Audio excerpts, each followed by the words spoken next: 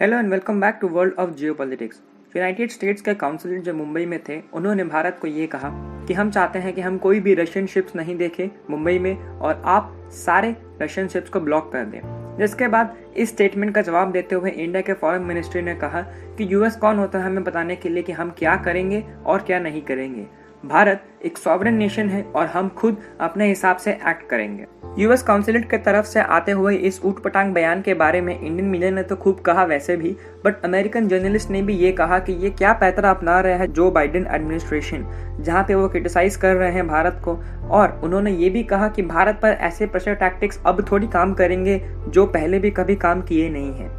दरअसल ये सब हो इसीलिए रहा है क्योंकि वेस्टर्न कंट्रीज और क्वाड बहुत ज्यादा ही नर्वस है आज के टाइम पे कि कहीं भारत धीरे धीरे प्रो रशिया तो नहीं बन रहा है, और उससे भी बड़ा खतरा ये है कि कहीं भारत कल को प्रो चाइना ना बन जाए, क्योंकि वो लोग इस बात से सबसे ज्यादा टेंशन में है कि कल को पलट के शी जिनपिंग अगर भारत की तरफ एक दोस्ती का हाथ बढ़ा दे तो। क्योंकि जैसे जैसे समय पार हो रहा है इंडिया और चाइना दोनों के इंटरेस्ट अलाइन हो रहे हैं, तो एक टाइम शायद ऐसा भी आ सकता है जब चाइना अपना मुनाफा देखते हुए भारत के सामने बढ़ा दे एक दोस्ती का हाथ। और अगर मान लीजिए कल को ये मिरेकल हो भी जाता है तो शी जिनपिंग का ये एक मूव पूरे वर्ल्ड के जियोपॉलिटिक्स का गेम चेंज कर देगा। इसी बात को देखते हुए अमेरिकन मीडिया ने बार बार बाइडेन एडमिनिस्ट्रेशन को वार्न करते हुए ये कहा है कि इन सब चीजों को हटा के बाइडेन एडमिनिस्ट्रेशन को ये दिखाना चाहिए भारत को कि वो कैसे उसका बेटर पार्टनर है और उसका कैसे बेटर एलाई है रादर देन रशिया और चाइना। और तो और रिसेंटली आरबीआई ने भी ये बात क्लियर कर दी है कि अब रुपी और रूबल ट्रेड होगा,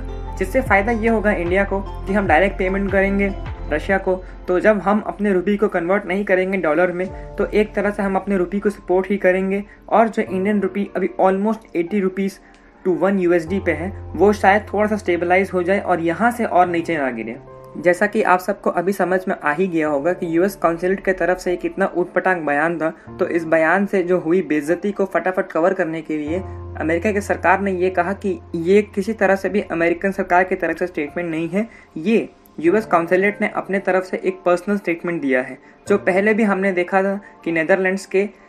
राजदूत जो यूके के थे, उन्होंने बहुत एंटी इंडिया ट्वीट्स किए थे ट्विटर में, और उसके बाद उनकी सरकार के प्रेशर के चलते उन्होंने आनंद फानंद ने वो सारे ट्वीट डिलीट किए। अगर इस पूरे सिचुएशन को एनालाइज किया जाए तो कहीं ना कहीं यूएस बहुत बुरी तरह फेल हो रहा है भारत को रियलाइज कराने में कि वो ही भारत का असली और सच्चा मित्र है। क्योंकि अभी तक जितनी भी चीजें अमेरिका ने कही है वो सिर्फ उन्होंने कही है या फिर वो ऑन पेपर है, उसका कोई भी एक्शन या फिर कोई भी कॉन्सिक्वेंस अभी तक नहीं हुआ है, ना उसका कोई फल भारत को दिखा है। जबकि on the other hand Russia time and again जो बोल रहा है वो कर भी रहा है। तो क्वाड मेंबर्स और वेस्टर्न देशों का इस बात को लेकर घबराना और चिंतित होना कि कहीं कल को इंडिया बहुत प्रो रशिया ना हो जाए, वो एकदम करेक्ट भी है।